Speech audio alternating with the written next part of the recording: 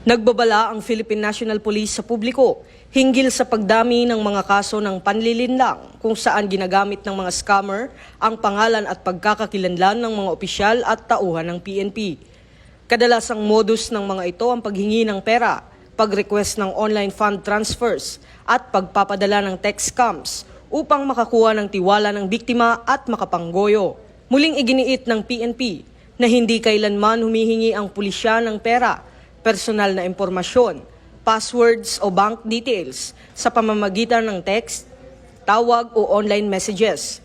Ang ganitong mga pakikipag-ugnayan ay malinaw na peke at dapat iwasan. Hinihikayat ang publiko na maging mas mapanuri sa pagtanggap ng mga mensaheng nag-aangking galing sa PNP. I-verify muna sa opisyal na PNP pages, hotlines o sa pinakamalapit na istasyon ng pulis.